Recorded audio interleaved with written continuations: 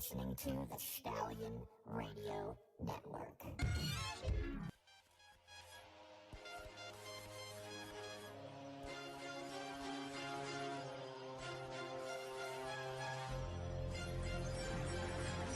Welcome to Movie Talk.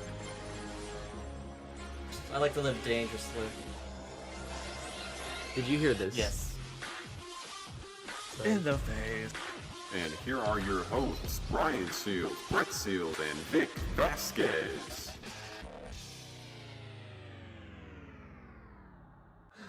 We all go a little mad sometimes. And on that note, welcome to another edition, but special edition. Special edition of Movie Talk. I am your host, Brian Seals, here with my co-hosts. And the birthday boy. Yeah, Brett Seals and Vic Vasquez. What's up, guys? What's up? Go Raiders. I mean, that's all I really got to say. They played a late game. They really did. did. What? It started like 11:30 Eastern time or something. Mm-hmm. Crazy. I wouldn't know. I wasn't here, so I had to work. But enough about sports. Yeah, this is not. This is We not got a sports lot. show. This isn't Sports Talks Radio? No, it's not. We have a lot to talk about. Special edition. 2 things we're celebrating tonight. One of them, one of our co-hosts' birthday. Happy birthday. Thank you. And the second, Movie Talk's 100th episode tonight. Wow. Kind of crazy. Hard to believe. Hard to believe. Yeah, it's a pretty hectic week. My birthday today, the 100th episode, and then October 12th is actually the anniversary, the birth of Movie Talk Radio, when we had our very first podcast, but our 100th podcast tonight, so pretty special. Yes, it is. Well, also, besides on this day that you were born, what else do we have to talk about on this day? Well, actually, it's nothing but bad news. Oh, great. I'm sorry to say. On this day in 1940, Betty Grable, who was in How to Marry a Millionaire and I Wake Up Screaming, she was an old actress, 1940s, and Jackie Coogan, who played the kid in Charlie Chaplin's The Kid, and also played Uncle Fester in the Addams Family television show, divorced just short of 3 years of marriage on this day. It seems that I think that's kind of the average for Hollywood marriages, I would say. Yeah. Or I mean, if you're Celebrities just don't seem to last together. or if you're a Kardashian, about a month. Or if you're Jennifer Lopez. How long did How long did that last? Which one? I know, right? That's See, now yeah, you that's gotta the other- think, which okay, one? I'm trying to remember. She went from Ben Affleck. It was Puffy. Yeah, and no, then Ben. yeah, there you go. It was Puffy first, then it was Ben Affleck, then it was Mark Anthony. Question is, who's she with now? 17 different dancers across our timeline. Which one was the shortest? The shortest length. I honestly, I can't I remember. know. Well, that's Hollywood marriages. It never really works Pretty out. sure Britney Spears had a pretty fast marriage that one time. I don't even know who she was married to. What? I can't remember his name. The only one I remember was Kevin Federline. Yeah, that's the one I remembered. And I remember I don't know if she was married to her agent or they were just dating, but I remember she was with her agent. But, yes, Betty Grable and Jackie Coogan divorced on this day. 13 years later, 1953, Nigel Bruce, who starred in over 80 films from the 1930s through the 1950s, died of a heart attack in Santa Monica, California. So, a divorce and a death. So, not too many great things happened on this day. It's also, actually, if you want to go on an upside, it's Matt Damon's birthday. Yes. So happy birthday to Matt Damon. Yes. I've always known that I share the same birthday with Matt Damon. So I thought that was kind of cool. Matt That Matt Damon. That kind of just Damon. came back into my mind. But that's what happened on this day in history. Well, also on this day, we have some DVDs that have been released today in a store near you. We have 3 to talk about. One of them, I don't even really want to mention. Oh, I know. Yeah. The Purge is out on DVD. The money in which... I don't know if you paid for my ticket or... No. I think I paid for it. Honestly, I don't remember. What but, a waste of money. Like, I, for the love of God, if I ever see the DVD, like, in a store, I might just, like, grab all of them And just and throw chuck them? them in the store. That's how freaking pissed I was. If you're gonna do that, let me know so I can go with you, and I'll record it. We'll put it on the Instagram.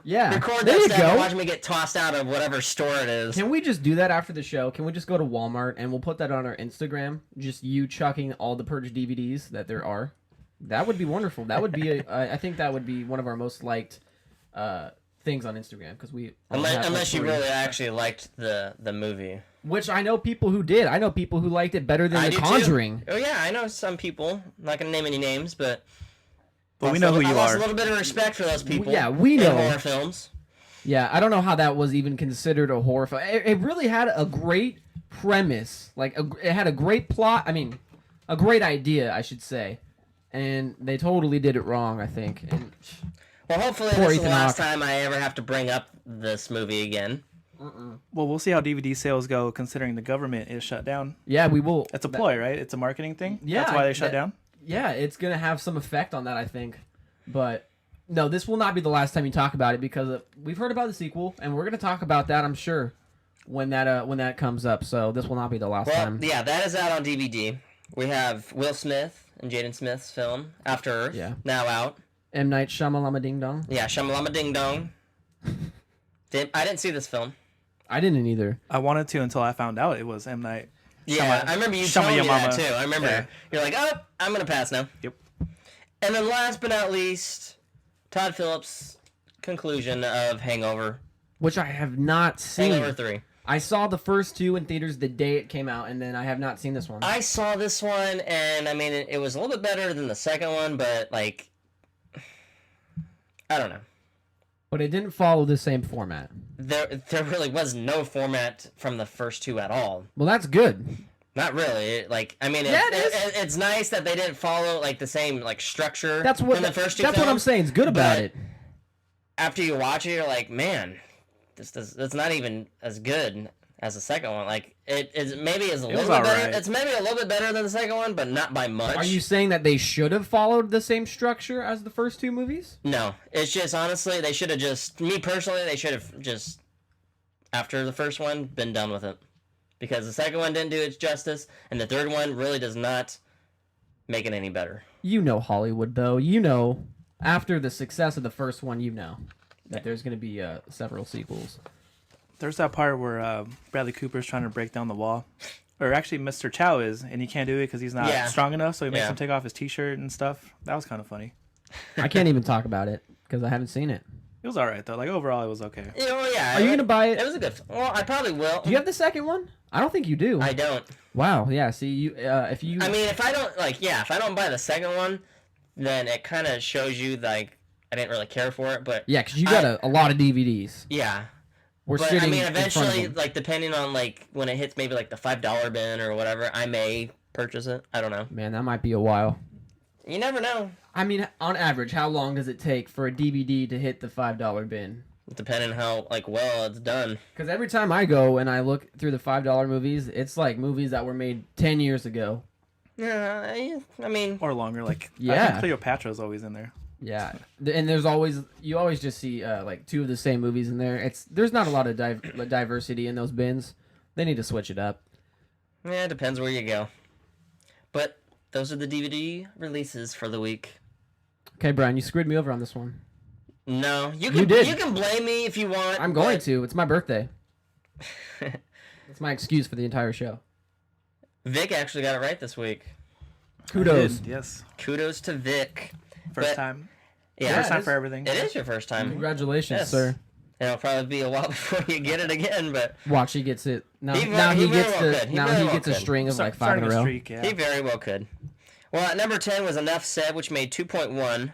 At number 9 was Pulling Strings, which made 2.4. At number 8 was Insidious Chapter 2, which made 3.8. At number 7 was Baggage Claim, which made 4. At number 6 was Don John, which made 4.1. At number 5 was Rush, which made 4.4. At number 4 was Prisoners, which made 5.7. At number 3 was Runner Runner, which made 7.7. At number 2 was Cloudy with a Chance of Meatballs 2, which made 20.9. And at number 1 was Gravity, which made 55.7 million. All right, well, the reason why you blame me was because Parkland, which I mentioned last week on the show, because it was released in our area, which is the only reason why I mentioned it. Yeah, I know, but I even said it on the show that it was in our area. I never said anything about it, whether or not it was a limited release or wide release. Yeah, I know, but just because, I mean, obviously it was limited release because it's not even in the top 10, but, I mean, usually when we see that a movie is playing in Manteca, we assume it's a wide release because we're not usually one of those select cities, but it was a limited release. It wasn't in the top 10, and that's what I had at number 4, so that's what threw me off, so I blame you. Yeah. It's all right. Vic got it. It's I think it's fitting that this is the first time he's gotten it right, and it's on the 100th episode. So good job. A lot of crazy stuff going on today, I guess. It really is. You know what's really crazy with it being our 100th episode? Looking back at some of our previous episodes, Yeah. I actually have the top 5 most downloaded episodes we have. 5 out of 99. Yeah, it's amazing too to like look back Yeah. at like how many like downloads on certain episodes. The one that I really remember the most was Prometheus. Yes, That's the one that kind of well, it paved the way. it really did. We basically after that one we kind of we grew and expanded it into something much more. We started titling all of our episodes after movies after that one. Yeah, we pretty much did, and it kind of just paved the way. Yeah, it definitely helped. Well, the Movie Talk's top 5 episodes that were downloaded after 100 episodes. At number 5, we had Pacific Rim, which had 656 downloads. Wow. Yeah, pretty amazing. At number 4 was Man of Steel, which was 659 downloads. At number 3 was Wreck-It Ralph. I'm gonna wreck it. I'm gonna wreck it. Oh my god. Which had 689 downloads. At number 2 was Prometheus, which had 711 downloads. And at number 1 was Skyfall, which had 720 downloads. And they all are still on and available to download on iTunes.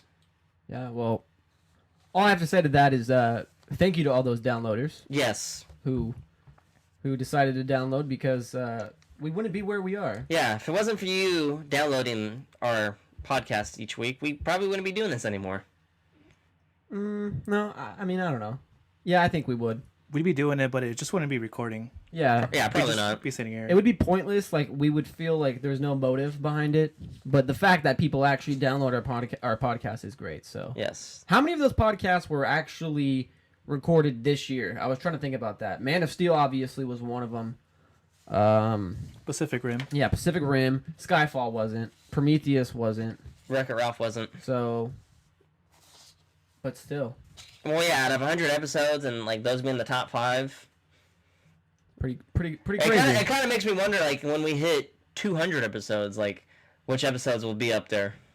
Man, I can't even fathom right now 100 more episodes of this. I mean, not saying that it's bad, but that we've already done 100. I mean, it's gonna be crazy. We're gonna get to 200 no matter what because Yeah. no one's canceling us. Yeah, no unless one's canceling. Disney actually officially like buys us and then cancels us. Yeah, that's the only way I see that happening. But Yeah, that. we're not going anywhere. Yeah, we're gonna do this until we die. Probably. We're gonna have like 1,000 episodes someday. But God, that'd be crazy. well, it's taken us almost. Like I said, this Couple like almost 3 years, hasn't it been? no, it's been. Or it's only been 2. We're getting ready to go up on our second year. I don't know what day the 12th is, but We that might was, have to renew our contracts. yeah, we gotta get that money. No, but so it'll take about another 2 years to get to 100 episodes, but so it'll be about 2015. So when Star Wars is coming out and stuff. So, but yeah, thank you. Things to look forward to. Yeah, Well, we're gonna dive right into the news. Past several weeks, we've been bringing you television news. Well, we're gonna start off with television news. I don't know if you guys have checked it out. I still have yet to check it out, and I'm wanting to because I keep hearing a lot of stuff about it. our dad was actually literally just watching it. Oh, was he? Yeah, I was kind of surprised I'll have to actually. ask him later about that. And we're talking about Sleepy Hollow, the new Fox television series. Apparently, I keep hearing it's a big hit because Fox has just now renewed it for a second season. Well, I just talked to our dad who was just watching it, and he said there's kind of a lot of, crazy storylines. So, I mean, it sounds a little different, but because it's like it takes place in modern day. Well, yeah. That's kind of That's kinda weird. They kind of took like a classic tale and vamped it to present day, which is kind of an interesting thing. Not usually done a whole lot. Put their own spin on it. Yeah, put their own spin on it, and apparently it's been successful because the series premiere of Sleepy Hollow earned a 5.0 13 rating among adults from 18 to 49 and drew 13.6 million viewers after 3 additional days. So that's pretty good. Yeah, I mean, if you have a show on Fox, that's pretty good. Fox is a good place. I mean, I can't remember the last series that Fox had where it was been so popular. I think it was like the first, besides 24. Yeah, I think 24. 24 and like Prison Break when the first 2 seasons started of that. I don't It's even... probably the last 2 series that I know of that had a big hit.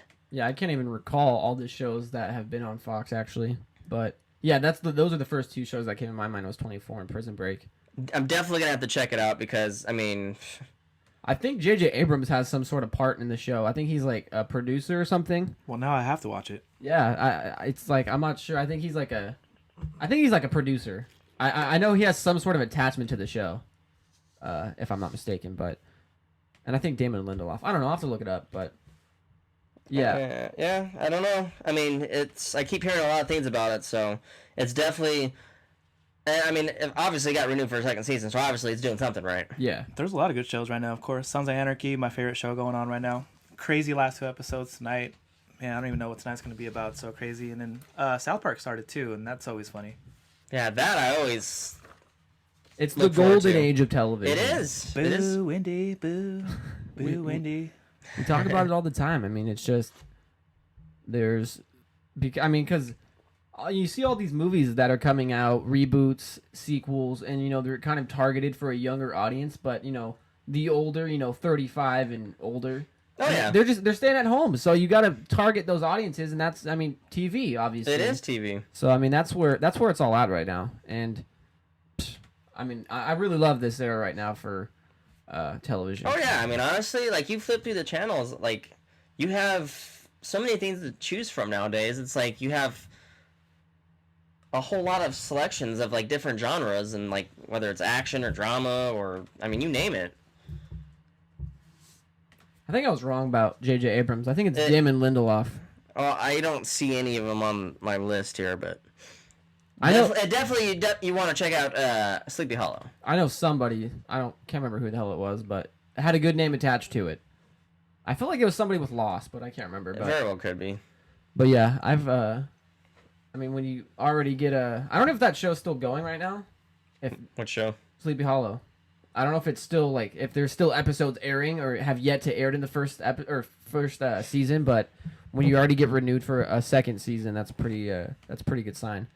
So I don't know. I'll have to check it out. There's a lot of new shows that I know. I've been trying to catch up with like all my shows. I mean, I'm caught up with How I Met Your Mother. I still need to watch this past Sunday's episode of Eastbound and Down. But yeah, I mean, so much choices, man. It's not easy to keep up. Yep. Well, we will talk about. I think we have a little TV later on. Yeah, we do. We have a little TV later on, but let's get into the movie news here. Gravity, which had a big box office opening, 55 mil. It actually broke a lot of box office records. Yes, I heard this. Quite a bit, actually. First off, it's the biggest October opening of all time. Which is kind of weird because a lot of the horror movies which come out in October, this is the biggest of all time. Especially for a movie that's gonna get a lot of Oscar buzz. I mean, Argo came out last year. Yeah. So but the closest competitor for Gravity's 55 mil in October was Paranormal Activity 3. Which opened up to 42 million a couple of years ago. So now, Gravity is the biggest October opening of all time. It's the biggest October opening for an original film. The current record was held by a film that we actually saw on my birthday when I was 10, Shark Tale. Oh wow! I don't know if you remember that. Oh yeah, believe it or not, I do. Which made 47 million on its opening weekend back in 2004, but. So, in other words, Gravity was going to stay on top in October unless another animated film comes out. Yeah, or another sci-fi or horror film, but 55 mil might be hard to beat. considering the fact it's taken 9 years for Shark Tale to be knocked off. But more records. It's Sandra Bullock's biggest opening ever. She had her two biggest opening films were The Blind Side, which she won an Academy Award for, and The Proposal, which both made roughly about 34 mil. But she had The Heat earlier on this summer, which made 39. But now this is her biggest opening of all time, 55 mil. It's also George Clooney's biggest opening ever. And get this, out of all the movies that George Clooney's done, he's done some pretty good movies. You know, the Ocean's 11, 12, 13.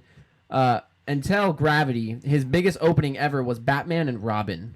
Ouch. With 42 million. I mean, presumably because it was a Batman movie, but now looking back on it, that was the worst Batman movie that's been made. But that was his biggest opening. And finally, 59% of the audience was over the age of 35. That detail came from the Los Angeles Times. So I guess it's a little more targeted at an older audience, but 51% of Like, people who checks under that? Like, is somebody at the theater, like, oh, how old are you, sir? Yeah, I don't know how they ID, please?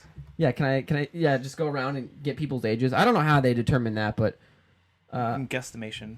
yeah, probably. But I But would imagine, so I would never dare ask anybody, like, how old are you? yeah, I don't know how they do Are that. you a senior citizen? No, I'm sorry. Imagine have that job to go don't know. around and just calculate that. It's like, yeah, it's got to be an estimation, but almost a little than half From percent. everyone that I've heard, like, that I know that have seen this movie, have enjoyed it. I have two. I mean, we've talked about, we haven't seen it yet. We're going to. Yeah, we're talking about going to see it on the IMAX, because that's... Yeah. IMAX I actually 3D. had somebody I went to high school with that went to Riverbank because they have those motion seats there, and they loved it. Yeah, there's nothing bad I have heard about this movie. I mean, it's been all good, and obviously the box office shows it, 55 mil, and it's going to be interesting to see what happens come March, actually, because the Oscars is not in February this year, but when the Oscars roll around, we'll see how this does. But we're going to continue talking about Gravity, because I like talking about the sort of things that you didn't see, about who might have been in it that didn't make it, but... let's talk about some of the people that just missed out being on this movie, and now after the big opening, they're going to wish that they were. Oh, I love these stories. Like, why did I pass on that? Apparently, Angelina Jolie, Oh, thank God she passed. back in 2010, she was a... Not away, but she passed on the roll. Yeah, she... Yeah. No, she... Yeah, Yes. she... We Otherwise, would, she would be in Brad Pitt's World War Z sequel. exactly. Oh! We will talk about that actually later, though. But she was the director's first pick to take the lead role of Dr. Rhinestone, which ended up going to Sandra Bullock. I couldn't really see it. I probably would have been more turned off if, like, Angelina Jolie was in Gravity, because me personally, like, I love Sandra Bullock more as an actress than I do Angelina Jolie. Yeah, I did too. I've had, like, the biggest crush on Sandra Bullock, I feel like, forever. Yeah, I mean, I don't know ever why, since but- I saw her in Speed. The Net. Yeah, in the net, I'm like, she's a gorgeous woman. And she's a great actress. She is. She's an Academy I Award mean, I winner. saw a still photo of her in Gravity, like, wearing, like, these shorts. I was like, God dang. Yeah, but she was at first in 2010 the top pick to play the role that eventually went to Sandra Bullock. Robert Downey Jr. See, that would have been an interesting one. It was a couple weeks after Okay, people would have been like, "Where's your suit at, man?" Yeah, Like, you're fine. He should Where's just- your suit? yeah. He should have just wore his Iron Man suit out in space. That'd have been cool. But apparently, a few weeks after Angelina Jolie got on board and then departed, Robert Downey Jr. agreed to join the cast, and obviously that didn't work out. But Well, yeah, his schedule is pretty much... yeah, I mean, I could see it. I mean, he had Iron Man and the Avengers and all that. Yeah, sort of I stuff. mean, when you're with Marvel, I mean, you kind of have priorities and, like, a busy schedule, so... Yeah. Well, at the time that Robert Downey Jr. was attached to play in the film, Scarlett Johansson Ooh, that would have been a good one. was she was the potential option for the female lead, but I mean at the time she was 26 and she was a little young to be playing a grieving mother in the film, which Sandra Bullock does. So she eventually See, I don't know... not to be ageist. I don't know why they, like, still play that stupid card, like, oh, you're too young. It's like... Really? They've never seen 16 and Pregnant or whatever it's called? Yeah. Well, see, that's How what I'm old? saying, 26, that's 10 years they later. had, like, Yeah. They've had people who like have been in their 20s and 30s playing teenagers, like 19 or whatever. It's like, come on, really? You're How old playing is that Seth card. Rogen? The guy that was Dane DeHaan in The Place Beyond the Pines, he's playing a 16-year-old. He's 28. Well, yeah, see, that's my point exactly. It's like, why do you... You're an actor. Act. Yeah, why do you play that card still? Like, honestly, come on. Michael Cera would be out of work if... How old is he? Michael Cera? Yeah. He has to be, what, 32, 37? Really? Wow. No, I'm just kidding. I don't know. I don't know. Someone should look it up. But Yeah, I don't know. I mean, me personally, I feel like they need to stop playing that card because, I mean, we're in, like, a modern day, like, where they have, like, prosthetics and whatnot, like the makeup nowadays, the technology. It's like, you don't need to play that card anymore. yeah. Well, there's a lot more that were up for the role that Sandra Bullock got. There was, I don't know, they had this thing, they were trying to go for blondes. Blake Lively was up for the role, Marion Cotillard, Carey Mulligan, Olivia Wilde, Naomi Watts, Abby Cornish, Natalie Portman was a big front runner at one point, and then finally went to Sandra Bullock, and then not a lot of people were up for the role that George Clooney went, just Robert Downey Jr., but of course it ended up going to Sandra Bullock and George Clooney, and now that you look back at it, and once we see the movie, I think we'll be able to say the same, but you can't really, and you can say this with any movie where you've known people who were potentially going to get that role. You couldn't see that role without that person. Oh, yeah, definitely. Like, I remember, like, Tom Selleck was going to play Indiana Jones. I mean... It would never have been the same if that was the case. I mean, you cannot have Harrison Ford not play Indiana Jones. You can't picture it without him. And I think after we see this movie, we'll say the same about Sandra Bullock and George Clooney. But I don't know. I thought that was kind of cool to read about the people. It always is interesting to hear like who is lined up for a certain role in a certain movie. Well, we'll see. I mean, maybe another Oscar nod for Sandra Bullock, maybe for George Clooney. Yes. Well, we have some sad news this week. I was actually kind of shocked about this one. Like, it just was kind of out of nowhere. A lot of these deaths come out of nowhere. And yeah, and not only that, but like you notice, like over the years, like they usually come in like in threes. Yeah. That's always a weird thing too. Mm-hmm. Tom Clancy passed away this past week. Yeah, very sad. Famous author. A lot of people are like, "Well, why are you guys talking about an author on Movie Talk?" Well, he's had a lot of books that have been turned into movies. Mm-hmm.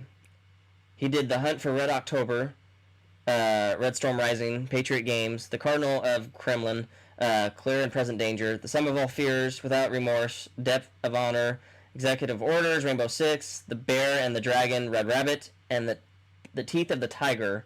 He does have another book coming out, Command Authority, which is planned for publication on December 3rd. But a lot of his books have been turned into amazing movies. He also has a Splinter Cell, of course, the video game. Yeah, which is I was a about to huge, say. huge seller. Yeah, so I mean, he's done it all. He explored almost every frontier. Wrote, I mean, obviously he did the books first, but movies, video games. I mean, he was a big impact in entertainment. Yeah. So definitely a devastating loss. It's hard to imagine, but I mean, he's left a lot of great things for us. I mean, we've already mentioned his books. We mentioned the video games. He's also the co-founder of Red Storm Entertainment, which produced those games.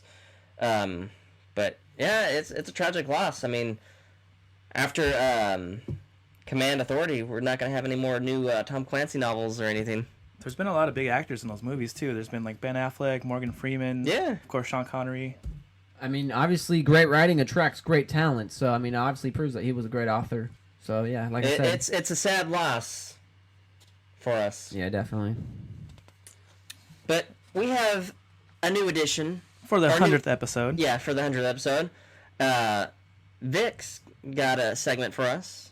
I'm not sure what we call it. Is it Vic's Pick? Vic's Pick. I'm working on the title. That's the working title, Vic's Pick.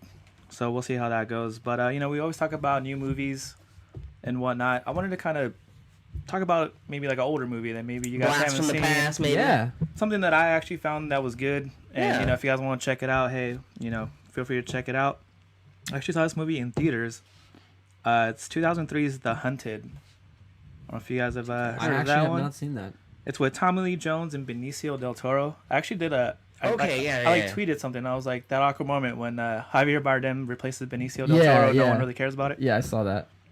Yeah, so it's 2003. It was actually directed by William Friedkin. He did movies like The French Connection and The Exorcist, which is actually kind of fitting considering it's, October and all that stuff. Benicio plays Aaron Hallam, AWOL Special Forces, who is suffering from severe battle stress. Excuse me. I'm trying to fight a little cold myself. The only one that's not sick. I know, right? From his time in the Kosovo War. He actually claims that he went AWOL because the army basically wants to kill him before he gives out information of all the off the books assignments he's carried out. And Tommy Lee Jones plays the retired Deep Woods tracker / Special Forces trainer L.T. Bonham. And basically, after a couple deer hunters were murdered viciously at the hands of Benicio, who plays Aaron Hallam, in the Oregon wilderness, the FBI reaches out to Bonham to help bring in the soldier he trained. Well, I remember when that movie came out, but I never did actually go see it.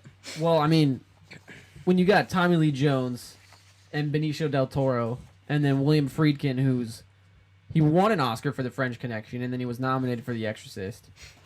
Yeah, I think I might have to check. You said it's on Netflix. It's on Netflix, yeah. It's about 94 minutes, so it goes by really fast. Action's pretty intense. There's with The French Connection, there's a chase scene as well. Yeah, gotta love those chase scenes. It's a lot of hand to hand because it's they're special forces and stuff. So the action got pretty intense to where Benicio actually broke his wrist while filming a fight scene with Tommy Lee. Oh wow. It actually halted production for about 4 months and pushing back their release date. 4 months delay for a broken hand. Wow. That's how intense it got. Wow. It actually opened up on March 14, 2003 at number 3, making about $13.4 million that weekend. Also that weekend, I got the top 5. At number 5 was Chicago. Yeah, wow, that's I tough. Remember that that's one. Tough competition. Yeah, that one. Number 4 was Tears of the Sun with Bruce Willis. That was a good one. Mm-hmm. Of course, number 3, The Hunted. Number 2 was Agent Cody Banks. Oh my gosh, Frankie Muniz. Yeah, okay. I was just gonna ask you, was that the first Agent Cody The Banks? first one, yeah. Okay. Oh my gosh. And then at number 1 was I can't believe this was number 1, but Steve Martin and Queen Latifah in Bringing Down the House. Wow. I remember that movie too, sadly. Yeah, I was kind of checking out to see how the movie did because no one really. It kind of disappeared. I felt like. I checked the next few weeks of the box office and it dropped pretty fast. IMDb has it at a 5.9 out of 10. Yep, that's what I'm looking at. You're looking at it right now. Yeah. So I got panned pretty, not badly, but Roger Ebert actually reviewed it himself on his own website, and he scored it a 3.5 out of 4. That's not bad. So it's not bad. Yeah. I know sometimes I don't usually agree with IMDb's rating Right, on because it's Yeah. all users and stuff. Because sometimes I look at a movie and I think it's really good, and yet they score it low, and I'm Yeah. just really. I also posted a little teaser picture of. I saw the yeah. picture.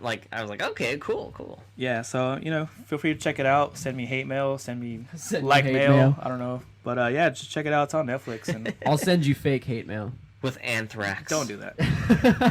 No, But yeah, feel free to check it out. That's Haunted. it. Yeah, see, that's actually. I actually like that. Yeah, that. A blast from the past recommendation. Yeah, because we always talk about the new releases and all the new movies coming out, but we don't take time to appreciate The older stuff. Yeah. And it'll get better. This was just kind of not necessarily thrown together. And but, that is this week's there we go. pick for Vic. It's Vic's Great pick. segment. Yes. Hashtag Vic's pick, I guess. Vic's pick. I There like you the go. name of it already, Vic's pick. There you go. We're going to take a little break, but when we come back, some weekly film facts, so don't go away. Woo. And we are back. All right. Let's get into weekly cinema fun facts here. William Goldman, who wrote the original script for Butch Cassidy and the Sundance Kid. He wrote the Princess Bride. We actually saw him speak in person at the Screenwriting Expo. Yes. The original script title for Butch Cassidy and the Sundance Kid was The Sundance Kid and Butch Cassidy. The names were reversed when Paul Newman took on the role of Butch. Sounds better the other way. It does. The Sundance Kid and Butch Cassidy just doesn't. It doesn't ring. It doesn't sound as good. Like I mentioned before, you couldn't imagine it being another way, Yeah. and that's one way that I couldn't see. Yeah, there's just certain titles of movies that you can't really switch it and make it sound better. I mean, a prime example, throw Kevin Smith, Jay and Silent Bob. It would be Bob and Silent Bob and Jay Strike Back. It doesn't ring. It doesn't quite sound as good. Butch Cassidy and the Sundance Kid. It rolls off the tongue. It does. Paul Schrader, who wrote Taxi Driver, which starred Robert De Niro, directed by Martin Scorsese.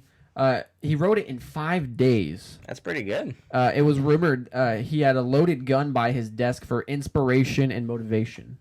Kind of weird, but Yeah, it kind of makes me want to ask him a question. Like, so if you had writer's block, did you pick up the gun? yeah, I don't know. But I don't know. That's pretty great that you wrote such a classic movie in 5 days. That's pretty insane. With a loaded gun. Yeah, kind of crazy. Yeah, nuts. Like Facebook, Star Wars was originally prefixed by the definite article "the," much cleaner without it. So it was gonna be called the Star Wars. Another thing where I said like you can't picture it any other way. Star Wars is just, yeah, it's cleaner. Yeah. Who needs the? The Star Wars. I don't know about that one. And finally, James Caan improvised the now immortal phrase "bada bing" on the set of The Godfather. Wasn't in the script. Bada bing. And of course, Now everybody says that. yeah. Oh hey, Bada bing. bada bing, oh hey. And I'm pretty sure it inspired the name of the club in Yeah, Sopranos. paying homage Yeah. to such a great film. So improvisation led to so much there. And James Caan's a great actor, of course. Yes. And he's the father of Scott Caan, who was on Entourage and Yes, he is. Hawaii They look so Hawaii much. Five-O. They look, Hawaii Five-O, yeah. Yeah, you could see like the resemblance too. I've noticed that they kind of act the same too. I mean, James, Yeah. we would always like, act with his hands. He would always be moving his hands, gestures. Scott does the same thing. Yeah, he's probably learned a lot from his father. Yeah. And I remember when he first came up, like I saw him in movies where it like wasn't great, but it was okay. But like Scott or James? Yeah, Scott. Like Ready to Rumble. Yeah, and like he's come up. Yeah. I mean, he's got a successful television show. Hawaii Five-O, yeah. yeah. He was on Entourage, and it was pretty good. I mean, he's had some great roles over the years. Yeah. Another weekly Cinema Fun Fact, Yes. actually. It's actually not on here, but I looked it up during the break. We talked about Sleepy Hollow, and I was trying to figure out who was attached to it. Yes. And I was close. It had to do with J.J. Abrams, kind of. It's Alex Kurtzman and Robert Orci, who we actually saw speak at the Writers' Expo, who they wrote Star Trek, The Amazing Spider-Man. So if you're interested in those writers who... They helped create Sleepy Hollow, so. But that is this week's weekly Cinema Facts. Nice. There's a Snickers commercial too with the headless horseman. Is there? Really? He's like the head instead of like the headless horseman. He's just the head walking around looking for his body. And they're like, "Oh, you're hungry. You got it messed up." And he eats the Snickers and he turns into the headless horseman. Yeah, I love those commercials. Yeah. I haven't seen that one though. I still think the best one I've seen of those is where it's Joe Pesci. What do you model? Gloves? I haven't seen that one. That one's my favorite one. And I think the most annoying one I've seen out of those would be Roseanne Barr. I haven't seen that one I don't either. think I've seen that one. I've seen the one with like Robin Williams, where like a football team. Bobcat Goldthwait, Yeah. Mr. Floppy. Those are pretty good commercials. They are. Moving right along, since it's October, and it's pretty much the month for watching scary films. Of course. I got this off of IMDb, and that's the top 2012 through 2013 Halloween movies, horror films to check out. Yeah. See, I read the list before the show. Some of them I haven't heard of, and I don't know if I agree with some of them. Well, yeah, I mean, and again, like it actually has IMDb's rating. I put down on here too. Yeah. Because some of these are probably like independent horror films where there's like one of those like to die for like type thing or whatever. Yeah. So are these movies that came out during that time period? Or Yeah. or Yeah, it's just from like, 2012 to 2013, it's the top 10 horror films you must check out from IMDb. Well, if I must, Like not from us, but from Yeah, this is IMDb. not from us, but Yeah. I'm giving you guys the name so you could be your own judge of whether or not they're great or not. all right. But at number 10 is 2012, Would You Rather? Would you rather? Yeah. Yeah. See, I don't remember that one. It got a 5.8 out of 10 rating. Yeah. Brittany Snow. Yeah. See, I've never heard of this. Yeah, it was one of the film I've not heard of. At number 9, 2012 film called Painless. Painless. Yeah. See, so far nothing. This movie had a 5.9 out of 10. So Just like The Hunted. Yeah. See, I don't know how they determine some of these. How they I think rate it's just movies.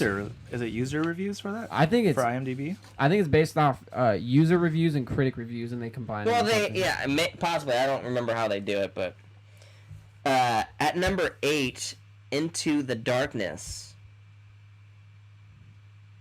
at number 8. You don't have any plots or nothing? I have the plots. I didn't know if you guys want to actually Well, me yeah. reading the plots. Should I go back to number 10 then and read the plot? No. Because just do it from here on because the All first right. two movies I didn't. Well, even... Into Darkness is about a group of friends descend upon a remote wilderness area in celebration of Ridge and Allie's return after a year spent out west. Their decision to embark on a short exploration of a nearby cave turns into a horrific struggle for survival. This movie got a 5.4 out of 10. Kind of sounds like the How the Descent hell? a little bit. Yeah. Kind of sounded like what? The Descent, where it's that Rosario Dawson like produced movie or whatever. I don't get how these movies that are rated 5 point something are even in the top 10. Whoever made this Are list, in a must watch. Yeah, I don't- 5.4 must watch. Yeah. IMD needs to get their stuff together. I don't know. At number 7, 2012 film, Antiviral. That sounds sort of familiar. It probably does, because, I mean, some of these does sound familiar to me as well. After becoming infected with the virus that killed superstar Hannah Geist, Sid March must unravel the mystery surrounding her death to save his own life. This film got a 5.5 out of 10. Not much better. No. All right, These are getting worse. Yeah. Yeah. Like All the right. ratings are just getting worse, but okay. All right, let's keep going. At number 6, Insidious Chapter 2. See, when was the first Insidious made? 2010. Okay, so maybe that's why it's not on the list. Yeah. Do I need to go over the plot on this one? Yes. The haunted Lambert It's his family birthday, so. seeks to uncover the mysterious childhood secret that has left them dangerously connected to the spirit world. This movie got a rating of 7.1 out of 10. And I still think it's better than the first one. I really do. That's just one man's opinion, but it's my birthday, so it's the only opinion that I do what I matters. won't. Yeah. Whatever. I'm surprised that should be a little higher rated, I think. Me personally, I mean, I still like the first one better, but 7.1, I probably would have given it maybe like an 8.8, maybe 9. Let's see what the first Insidious got. Yeah, you do that while I go over the next one. At number 5 was a 2012 film called No One Lives. And it's about a gang of ruthless highway killers kidnap a wealthy couple traveling cross-country only to shock and discover that things are not what they seem. Is that WWE movie? Is Is that the one? What's it called? No One Lives. No One Lives. Because they came out with one. It's in 2012. Luke Evan. I could be wrong though. Yeah, I don't know. This rating movie got a 5.8 out of 10. A 5 what? 5.8 out of 10. Oh, yeah. I'm on it right now. Yeah, I don't know if it's a WWE movie. Probably not. The main character's name in the movie is Driver. So, sounds important. Yes. At number 4, 2013 film, Dark Circles. Is about Alex and Penny, who are sick of the hectic city life and decide to move out to the country to raise their newborn child, but they don't expect the horrors threatening their relationship and family. This film got a 5.1 out of 10. Yeah, it seems to be just getting worse than anything. How's that higher than 7 whatever for Insidious 2? Yeah, see, I don't... Man, IMDb. I'm on IMDb right now, but... That's why, like I said, some of the ratings that people get, I usually don't follow because sometimes you do have to be your own critic. Yeah. But Insidious Chapter 2 got 7.1. The first one got 6.8, so... Yeah. At number 3... Brothers Clay is on there? Number what? At number 3, 2013 film, Dark Skies. Dark Skies. That one is... Didn't that just come out this year? 2013, yes. Yeah, I don't know if it was... Yeah. As the Barrett family's peaceful suburban life is rocked by an escalating series of disturbing events, they come to learn that a terrifying and deadly force is after them. Yeah, see... This film got a 6.2 out of 10. Yeah, see, I remember when this one came out, but I feel like it did kind of well in the box office, if I remember. But, yeah, see, a lot of these movies I just haven't... The only one I've seen is Insidious 2. Well, this next one you have seen. Yeah. At number 2, The Conjuring. I feel it should be at number 1. Paranormal investigators Ed and Lorraine Warren work to help a family terrorized by a dark presence in their farmhouse. This movie got a 7.7 out of 10. Yeah, well, let's see what's at number 1 here. At number 1, this is kind of what struck me as interesting because this was their own article, the top 2012 do 2013 films. At number 1 is a movie called You're Next, which actually came out in 2011. Which makes no sense to me, but okay. It's about when the Davidson family comes under attack during their wedding anniversary getaway. The gang of mysterious killers soon learns that one of the victims harbors a secret talent for fighting back. Rating? 6.9 out of 10. Yeah, see, I think in recent past, I'll give you the top 3 best horror movies, or in the past, let's go like 5 years or so. The best movies that I remember recently. No, honestly, both Insidiouses, The Conjuring. this is IMDb's. Drag Me to Hell. This is IMDb's. I think next week, the 3 of us should come up with our top 10 horror films. Yeah. 10? Top 10? Top 10. Out of any of them. Doesn't matter what history. year. Yeah, it doesn't matter of history, whatever. Your top 10. I got that. Yeah. I'm down. Yeah, I'm down. Let's do that. See, I mean, I don't... Because my list is definitely going to be a lot different than theirs. Yeah. I mean, I could see all of us probably having Insidious. Well, yeah, I mean, there's going to be a few up there, like, that we won't always, like, I mean, we won't have, we'll have a few of them that are going to be the same, but... Not like, in the same order. No, not in the same order, and, like, preferably we'll have some in there, like, that we grew up that we personally like. Yeah. But, yeah, that is the top films that IMDb wants you to check out this October. Yeah, I don't know about that list, IMDb. That also kind of proves my point, like, their rating system and their ranking system on films. Like, I don't always agree with them. I don't agree with it at all. So... Yeah. I don't know. I would like to speak to the people who work at IMDb and put together these lists, because... Especially when the number 1 movie came out in 2011, when the list is for 2012 to 2. Exactly. 13. You had one job. I mean, honestly, like, I don't want to, like, make an excuse for him, but it's like, maybe it was at a point where, like, that film came out and, like, it turned 2012 maybe, I don't know. But, I mean, that is kind of ridiculous. Yeah. I don't know. That just shows you how ridiculous the list is. Yes. I think Insidious and Conjuring should have been higher up. Well, I mean, honestly, they had that list. Like, I would have thrown maybe, like, the remake of Evil Dead 2, or not Evil Dead 2, but Evil Dead. Yeah. Because, I mean, I enjoyed that. I don't know when The Possession came out, but that was another good one. Yeah, I think that was actually 2012, wasn't it? That one was a good one. 2012, The Possession. That was a great one. I don't know, man. So, I kind of don't agree with that list, which is why like I said, next week I think we should come up with our top 10. Yeah. Great idea. Moving right along, kind of some television news, but a little related to horror. Yeah. And I don't know if I really like this or not. I don't. I know that much. The Scream franchise. A lot of people just stop listening to our podcast. Yeah, that's why a moment of silence, because I know a lot of people probably just tuned out. Yeah. I'm sorry, what'd you say? No. Yeah. But the reason I mentioned Scream is apparently there might be a TV series on the way. That saddens me. Everything is getting turned into TV shows. Seriously, it is. The Psycho one. Yeah. We talked about. Well, I just read. This is not horror related, but the movie Limitless with Bradley Cooper. Yes. That's turning into a TV show. They're just. But any movie they could possibly think of that is good for TV, they're turning into a TV show. Did you guys ever watch when The Crow was actually a TV show? Was it? Remember that? I've heard of it. Yeah, I don't. Yeah, that was. I mean, it works sometimes. Like, and it's not really based off a movie. But Bates Motel. Is that the one you were talking about, Psycho? I mean, they're making a. Isn't that like a prequel or something? Yeah, it's a prequel before. But yeah, I mean, there's talks of a Scream TV series as well as another Scream movie. Yeah, that's the one that I. And Harvey Weinstein apparently is trying to put it together as the final chapter. So they say. Yeah, so they say.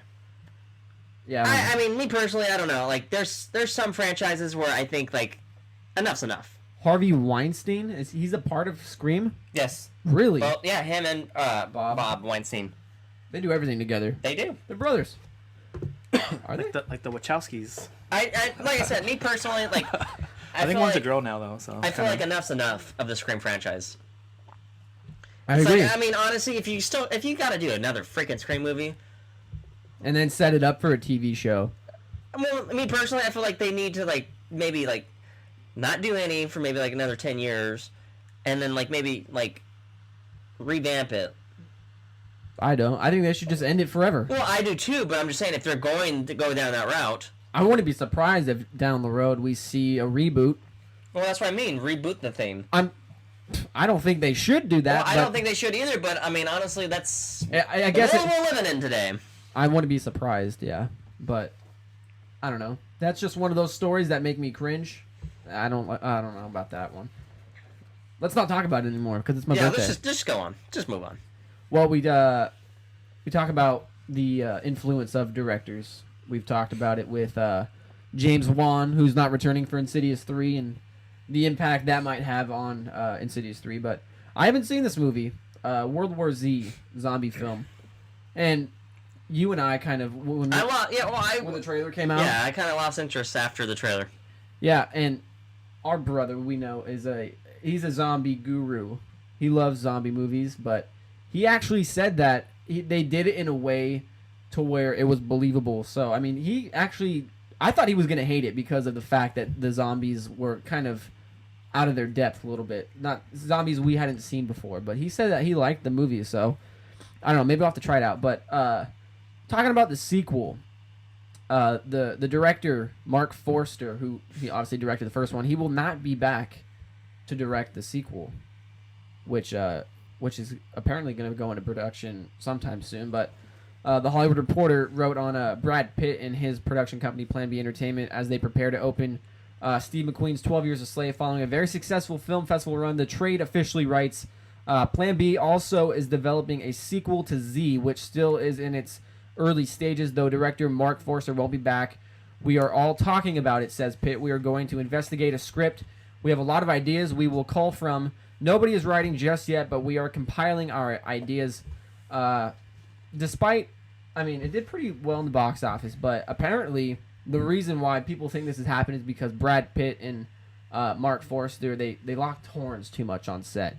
They had a lot of disagreement on things, and that could definitely affect the way your movie turns out. Yeah, that's true. As we saw a prime example in Entourage. Yeah. If you know what I'm talking about. Yes, I do.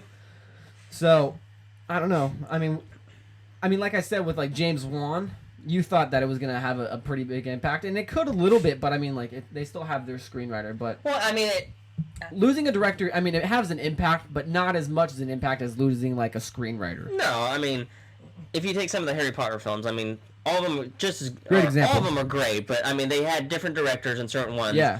And you can kind of tell a little bit style-wise that it's not the same, and kind of lose a little bit of the magic in a way if you're like a big movie buff like I am. Yeah. To me, some of those movies wasn't as good as some of the other ones because the magic wasn't quite the same. I think but they're all just as good. That one had a lot of different screenwriters though on different films, so. But every director has its own style. Like, the Star Trek 3 movie that won't have J.J. Abrams, so you kind of wonder how that's going to be, done differently. Obviously we'll still have Alex Kurtzman and Robert Orci doing the screenplay, but no J.J. Abrams. So, you lose a little bit of certain things you might have seen before. And he took a cinematographer with him too, right? Yeah, he did. Yep.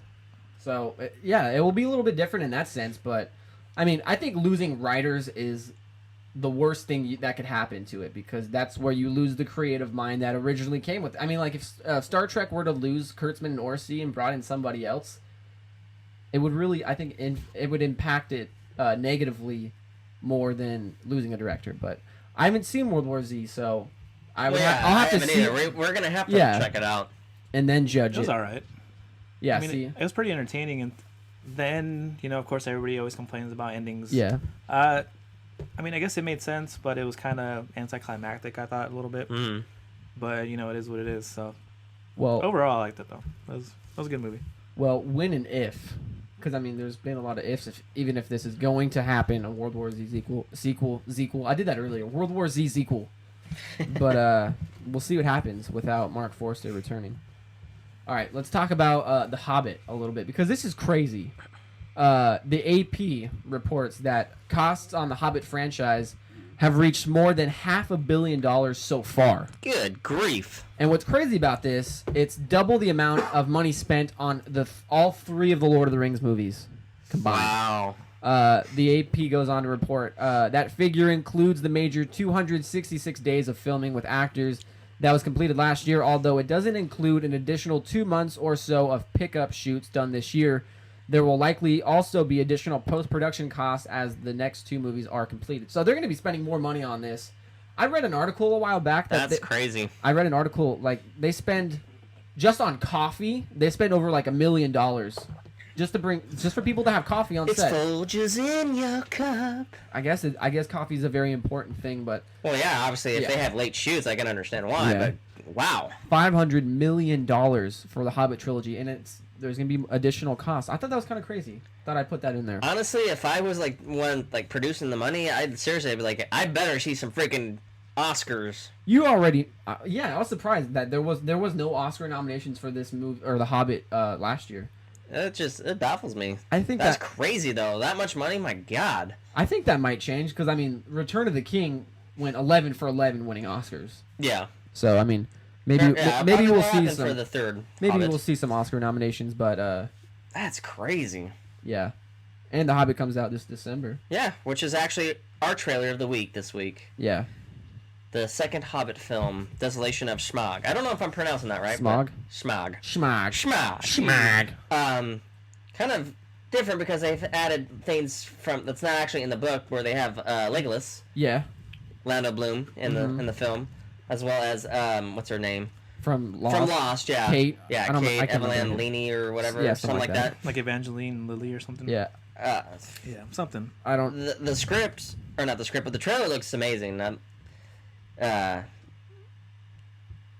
really cannot wait. It's especially when it comes out December 13th. I mean, that's definitely a movie to watch during the holidays. It's one of those movies where it's... I don't know. I love... when it comes out during like the holiday season. It's I can't wait for it. Well, the plot I got in front of me here. The dwarves, Bilbo and Gandalf, have successfully escaped the Misty Mountains, and Bilbo has gained the One Ring. They all continue their journey to get their gold back from the dragon Smaug, which is voiced by Benedict Cumberbatch, one of my favorite actors now. He's everywhere. But yeah, I really love seeing the Lord of the Rings movies consecutive 3 years in a row around that time. And, I just, $500 million, they're going to make all that money back. Yeah. And then some. They're going to make more than they spent on it. So it's definitely well worth it. And, yeah, I'm hoping we see some Oscar nominations for The Hobbit. It looks amazing. The trailer, well put together. Even like the scene where he actually finds the ring. Yeah. Definitely. I mean, that's also a movie that you should see on IMAX. Yeah, definitely. But, yeah, The Hobbit... our trailer of the week, December 13th. Can't wait to see it. Yeah, be there. Or be square. Yeah. I was going to say that, but I was like, no, it's my birthday. But yeah, good trailer of the week. Yeah, we were going to have that last week because it came out last Tuesday. But I wanted to save it for our 100th episode. Yeah, we needed a special trailer, and that was a good pick there. All right, getting back into the news here. Let's talk a little Wonder Woman here. Wonder Woman! Pew, pew, pew. That's the only part I know of the song. he does the sound effects for us. The lasso. Wonder Woman is a DC comic, and DC is kind of behind right now. Yeah, they haven't really been on their game. Yeah, they're trying to play catch up right now because I just read an article that the Justice League script was leaked. So was Justin Bieber holding that too? Yeah, I wouldn't be surprised, but he's the one that gave it to people, probably. Yeah, he's the one that leaked it out. But yeah, they're trying to get things together, and apparently they're trying to do that with Wonder Woman. The Warner Brothers CEO Kevin, and for the life of me, I'm going to try and say your last name, Tushihara. It's crazy. Bless you. TSUJIHARA. They say that their priority right now is to get something going with Wonder Woman. Well, yeah, they have to come back now that Marvel has Agents of S.H.I.E.L.D. Yeah, and on ABC, and that's what they've been talking about. There was for a while there was a planned Wonder Woman TV show, and then that kind of got scrapped. And then I saw on the internet just last night some fan made. It was like a short that they made a Wonder Woman trailer, and that's probably, and it was really good too. I mean, they had really great special effects and everything, and that's probably the closest. And I don't know if it's gonna happen, but that might be the closest we see to Wonder Woman. But they said they want to get it done on the big screen or TV. So, I mean, obviously, you probably want to get it done on the big screen. Me, it makes me curious. Like, if they actually go through with it, like, who are they gonna get? Exactly. That's what I was gonna bring up. Like, they casted somebody for the TV show like a while ago, didn't they? Yeah, and and like then, the TV show just never happened. Yeah, it never happened. I saw like production pictures from it too. Yeah, I don't know what happened with the TV show, but obviously it didn't pan out. Yeah, who would you guys want to see as a Wonder Woman? Obviously, she's dark haired. I mean, you can take a light haired actress. Yeah, a light haired actress and have her hair dyed. I don't know. Scarlett Johansson, why not? Yeah, that's. That'd be kind of weird though, with her being from Marvel and then. True. Hey, we've seen that. We saw J.J. Abrams cross lines there with Star Trek and Star Wars, so I can see it. I doubt Marvel will let that happen though. I don't know. Yeah. Well, yeah, because I just want to see her in that suit. That's what I was thinking. I'm like, oh my god. Yeah, they got these contracts and everything. But I don't know. I'd have to throw him Natalie Portman. Really? Yeah, I could. Emma Stone? No. She can't. I don't really like. I mean, don't get me wrong. She looks good as like a brunette and like a blonde. Like I mean, I'd be curious to see her hair black, but like I don't know. Anne Hathaway? That'd be interesting. She did Catwoman. I don't know if that's ever gonna get a spin-off, but hey, she looked great in that. I would love to see her in a Wonder Woman outfit for sure. I don't know. It's definitely. And she was a badass as Catwoman. Definitely something like to think about, especially if like this turned into who do you want to see like half naked? Yeah, pretty much. That's basically what this just turned into, which is fine. Yeah, it did. Which we could go on for hours and hours, but we must go on. Yeah. To one of my favorite, greatest unscripted movie scenes. My favorite, and because it's October, I picked two films that are considered horror classics. First one is The Shining. Yeah. Wendy Torrance, which was played by Shelley Duvall, and her son Danny, which was played by Danny Lloyd, hide from the deranged novelist Jack Torrance, which is played by Jack Nicholson, in a hotel bathroom as Jack begins chopping through the door with a fire axe and sticks his face into the splintered opening. He utters a phrase, which is now one of the famous lines out of the movie, "Here's Johnny." The line was actually not part of the Kubrick's original screenplay and was improvised by Jack Nicholson himself. It always seems that the improvised lines turn out to be the most, greatest. Yeah. I mean, Jack Nicholson is one of the greatest American actors of all time. Yes. But that movie actually didn't get a lot of didn't get a lot of buzz. It was nominated for a lot of Razzies, but Stanley Kubrick's a friggin' genius. Well, man. they consider it a horror classic. They really, yeah. Which, I mean, I don't know why he got so many Razzies, but Shelley Duvall, apparently, a lot of people didn't like her performance in that movie, but I think Jack Nicholson saved the day, and yeah, it's very rare when you have Jack Nicholson playing a bad guy, because I mean, if you think about it, he hasn't really played a whole lot of like The Departed, but The Departed and the original but between Batman. like those two, but like this is a good role, and Definitely. a great film. I know you love this next one. Yeah. The Silence of the Lambs. Great film. Obviously Anthony Hopkins played Hannibal Lecter. Well, the famous sound made by Dr. Hannibal Lecter during his story about eating a liver with fava beans and a nice Chianti to FBI agent Clarice Starling. Whoa, you sounded like her. Jodie Foster. Wasn't in the original script. Apparently it was something that Hopkins did during rehearsals to creep out Jodie Foster. And Dem decided leaving it in was the best way to creep out his audience as well. Would you fuck me? I'd fuck me. Fuck me hard. Oh, man. I started eating a liver with fava beans. You kind of sound like him a little bit. Yeah, dude, that movie is a great movie. Anthony Hopkins, in total, he was on screen for 17 minutes, and he won an Academy Award. He plays a good psychopath. You bet, man. The documentary I watched last night, which is because I didn't see any movies this week. I only saw this documentary that was couple of years, like 3 years old, I think. I don't remember what year it was made, but it basically was about horror movies, and that one, I mean, they mentioned The Shining, they mentioned Silence of the Lambs. Great documentary. definitely check it out. But yeah, Yeah. I mean, there's always. I mean, I feel like there's a lot of improvising in almost every movie, but Anthony Hopkins. I mean, is a I great actor. can mention another horror film. It's not as great as these two, but What? it was actually one of my favorite franchises, even though it's not one of the best movies ever. It was Nightmare on Elm Street 3. What happened in that? There's a scene where Freddy Krueger kills one of his victims, because the movie takes place in like a mental institution. Yeah. And one of the victims doesn't want to go to sleep, so she's watching TV, and her dream is to become an actress.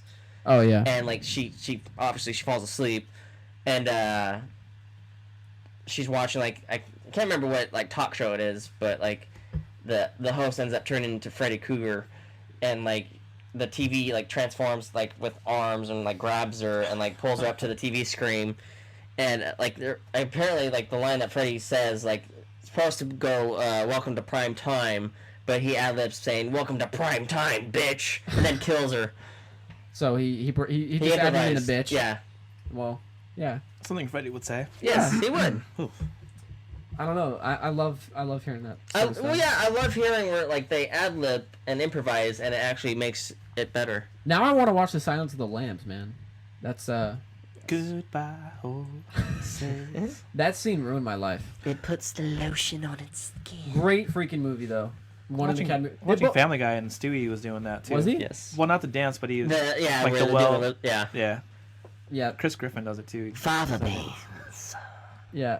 They both won Academy Awards for that movie. Jodie Yes. Foster and Anthony Hopkins. So if you watch Hitchcock, which has Anthony Hopkins in it, and you can't even tell it's Anthony Hopkins. Like, Oh yeah. great actor. He can play anything. But those are the unscripted movie scenes for the week. That was great. Good job, Brian. Proud of you. All right, Star Wars here. You guys ready for some Star Wars now? Yes. Duh. All right. I don't know if anyone else. I mean, obviously, people have noticed it because it's in the news. But I don't know if you guys have noticed it. A lot of J.J. Abrams Yeah. movie. Because actually, I've heard this quite like, because he actually like came out publicly and apologized. Yeah, that's what this is about. I don't remember how many weeks ago, but like it's been like Yeah. an ongoing thing ever since. Lens flare, which is one, and that's something that goes along with directing style. That's one of the things he likes to do. I don't know if you noticed it in like Star Trek. Yeah, we talked about it. I think Yeah. I brought it up if it was going to be in Star Wars. Yeah. So The lens flare thing, and apparently, when he was on the red carpet for the Blu-ray release for Star Trek Into Darkness, which was great by the way. amazing movie. Yeah, he was asked about his signature visual, and he said, "I know I get a lot of grief for that, but I'll tell you, there are times when I'm working on a shot, I think, oh, this would be really cool with the lens flare. But I know it's too much, and I apologize. I'm so aware of it now. I was showing my wife an early cut of Star Trek Into Darkness, and there was this one scene where she was literally like, I just can't see what's going on. I don't understand what it is. And I was like, yeah, I went too nuts on this. So I'm assuming that he kind of, publicly apologized for it. I don't know if he's going to still do it.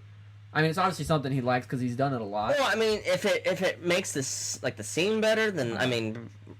It's a cool effect. I mean, me personally, like, I mean, I noticed it. He but does it a lot. He does do it a lot, but like, it never bothered me. Yeah, and to be honest, I mean, until I never really noticed it all the time. I mean, I noticed it in Star Trek, the Star Trek movies, but like, I think he did it in Mission Impossible. Yeah, he did. He did it in Lost. I mean, again, like I said, like that's one of his like his trademarks or whatever. But like, me personally, I've never been bothered by it. It makes you wonder though if we'll see it in the Star Wars, at least the episode 7. I don't know if he'll do direct 8 and 9, but makes you wonder if we'll see it when Star Wars comes out. But he did come out and apologize for that. But continuing on with Star Wars. All right, now this is the name that I don't know how to say. I'm gonna try my best. Saoirse Ronan. I think that's close enough. Saoirse. I don't know. She was in Seahorse? Seahorse. Seahorse? Say horse. I said it. She was in. Say horse. She was in The Host. I don't know if you guys. I remember the movie. Is that like the Twilight author people Yeah. that did that one? I'll have to look her up. But she like a lot of. Oh, she was also in Atonement, which was an Academy Award winning I've seen that one. film. She was nominated for an Academy Award. I think it was for Atonement. But she's got a lot of. Yeah, she was in The Host. The Way Back, The Lovely Bones. Oh, that movie was on just like literally an hour ago. I was watching it, but she's gonna be in The Grand Budapest Hotel, How to Catch a Monster, which is Ryan Gosling's directorial debut. But she recently auditioned for Star Wars, like the entire city of Los Angeles is doing right now. But according to Empire, Anne Ronan, who was rumored to have recently read for a role in the film, she said not only that she actually confirmed the audition, but she also mentioned that the audition involved her actually a little lightsaber play. Really? Which I don't know if that makes anything more serious, that she actually had some lightsaber play. Obviously, she's auditioning for the role of Princess Leia's daughter. Obviously, she'd be playing a Jedi. But she said, even if I don't get it, I had so much fun auditioning, pretending to take out a lightsaber out of a bag, kind of inspect it and not know what it is. That was great. A lightsaber, Star Wars. And then confirming that she auditioned for the movie, she said on a podcast, I mean, everyone did. Everyone has auditioned for it. So many people I know have gone in for the part I've gone in for, and guys who've gone in for a particular part. So I'd imagine JJ is probably just scanning the earth to find the people that he needs. But I don't know if that makes anything more serious that she actually had to do. I like how you said that. It almost sounded like Samuel L. Jackson, like, I'm just going to walk the earth. What you mean you're going to walk the earth? Oh my gosh. Good Pulp Fiction reference there. But I mean, if they're looking for somebody to be in Star Wars, I'm pretty sure we can clear our schedules. yeah, Yeah, we could. Which, I mean, Disney, We're come on ready. now. I will You definitely. buy the show, I mean, we're... Even if I'll be an extra in episode 7. Heck, I'll put on the gold suit. I'll be C3PO. Come on now. I think they already got what's his name, Anthony Daniels. Well, if he's too busy. I don't think so. I mean, maybe if you're tall, you could be Chewbacca because they are looking for Chewbacca. I can't do that if I yawn. You could, yeah. Oh, it's only when you yawn, huh? Yeah. He could sound like Chewbacca when he yawns. It's crazy, but yeah, like I said, I don't know if it's. I don't know if other people who have gone in for auditions that are auditioning for a Jedi. I don't know if they've had to, get the chance to play with lightsabers or not, but. I don't know if this makes things a little bit more serious for her. Well, I mean, honestly, we all can't play an audition with lightsabers, Yeah. but I mean, otherwise you can just go to Target and play with their lightsabers. Which I actually used to have one of those lightsabers. It was very fun. Yes. I liked the one. They were actually the neon ones. Those were expensive. Oh, the ones that the borders had Yeah. before they went under. Yeah, those were cool. Yeah, those were real sick. And finally, here to end off the news, I felt like it was a great way to end off news because this is pretty big here. If this happens, according to LatinoReview.com through Yahoo News, George Lucas and the producer of Star Wars Episode 7, Kathleen Kennedy, apparently they had lunch in, I can't remember where it was. It was actually not in Los Angeles, but I don't know if people just follow them around everywhere they go. I don't know if it's that important in their lives, but they were spotted having lunch with Daniel Day-Lewis, who, if people don't know who that is, first off, I don't know where you've been, but he played Abraham Lincoln in Lincoln. He's won 3 Academy Awards for There Will Be Blood, Lincoln, I have abandoned my child. and my Left Foot that he was in. But he's been in a lot of great movies. I think he's probably the best actor. He's one of the greatest actors He's out the there. only actor to win 3 Academy Awards, but he was seen having lunch with George Lucas and Kathleen Kennedy.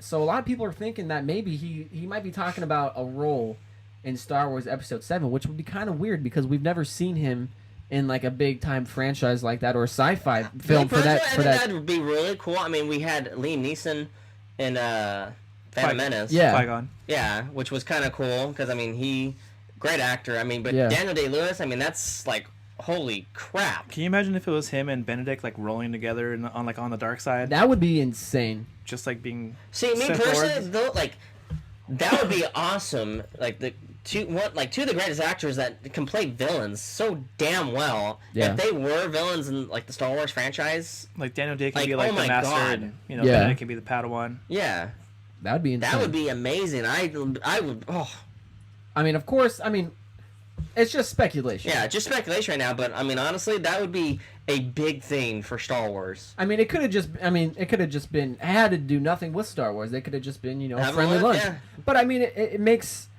things more interesting that it was George Lucas and Kathleen Kennedy, the producer and creator of Star Wars, right now. So I mean, it makes you think that that had to be what they were talking about.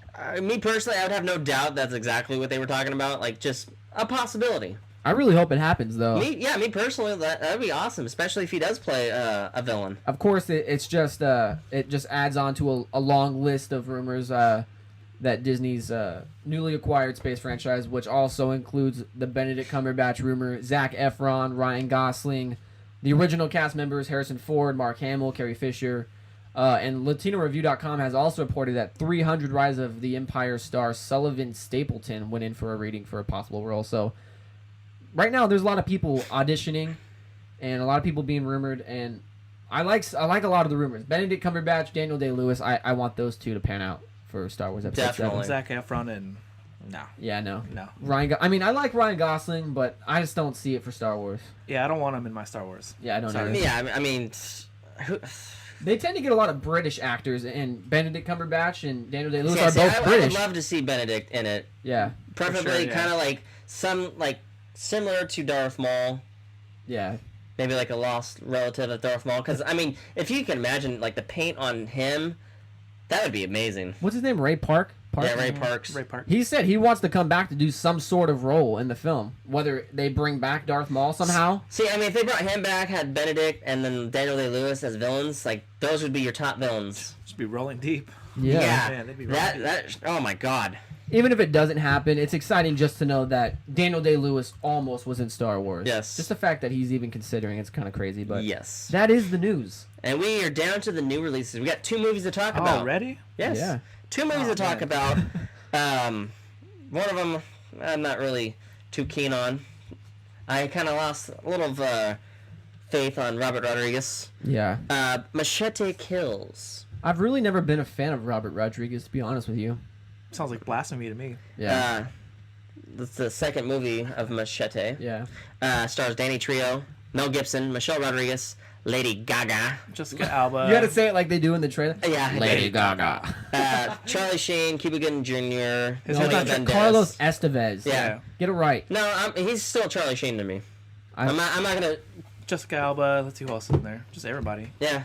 It's about the U.S. government recruits Machete to battle his way through Mexico in order to take down an arms dealer who looks to launch a weapon into space. Yeah, I've never really been a fan of Robert Rodriguez, like I said. I don't know why Quentin Tarantino collaborates with him so much. I don't get it. But yeah, that's one of the movies that comes out this Friday. Also coming out this Friday, Captain Phillips, which stars Tom Hanks. It's a true story of Captain Richard Phillips and the 2009 hijacking by Somali pirates of the U.S.-flagged MV Maersk, Alabama, the first American cargo ship to be hijacked in 200 years. Look at me. Look at me. I am the captain now. I was like, oh, dude, Jesus Christ. Yeah, like, close your mouth, please. He's scary looking. They either have like the best prosthetics and makeup on Earth, or that really is a real Somalian. I mean, personally, I don't really. I bet it is. I don't it's know. real. Or, like, we'll give you like some, I don't know, some sandwiches and like some like $5, and you get to hang out with Tom Hanks for 6 months or whatever. Yeah. He's like, I would have done. done it. I mean, the movie looks great. I definitely want to check it out. But yeah, the villain, the main guy that we just talked about, like, just looking at him, like, if I was Captain Phillips, like, really? He If does that, have like gun was not in your hand, I would deck you in the face. Yeah. I would just kind of like flick him off. Yeah, Like- just flick them and you go flying. Well, I mean, this is lining up to be a pretty good year for Tom Hanks. He's got Saving Mr. Banks and this film, which are both talked about for Oscars. And I've heard this is Tom Hanks' best performance in years. Yeah, I mean, me personally, besides Private Ryan, Yeah. I think, because he doesn't really do a whole lot of action type No. movies, and this, like, besides Private Ryan, is another action type movie. Mm-hmm. So, I mean, I don't think there's a whole lot of action that he's doing. well, but- probably not, but, I mean, who knows? We haven't seen the film yet. But Yeah. those are our new releases for the week. All right, Vic. Let's see if you can. I want to go first again because I You're mean, it going works first. out. Yeah. I think whoever gets the closest or gets it right should be the first one to go. Yeah. So, take it away, Vic. All Box right. office predictions. I mean, I guess I have Gravity again. Yeah. Because I mean, it's just it's Gravity. What else can you say? And of course, Tom Hanks. Anytime he comes out with a movie, it's always right up there, regardless of what it is. So I have that at number 2. And I gotta support my people, man. I got Machete Kills at number 3, and then I got Runner at 4. I want Runner to stay up there. So that's mine. First 2, totally with you. I have Gravity at number 1, Captain Phillips at number 2, but then it changes for me. Dramatically, I'm sure. At number 3, I gotta have Cloudy with a Chance of Meatballs up there. Because animated films just don't seem to quit. And then at number 4, I have Runner Runner. Well, for the second week in a row, we all have different predictions. Again, I have number 1 and 2 the same. Gravity at number 1, Captain Phillips at number 2. Number 3, I have Cloudy with a Chance of Meatballs 2.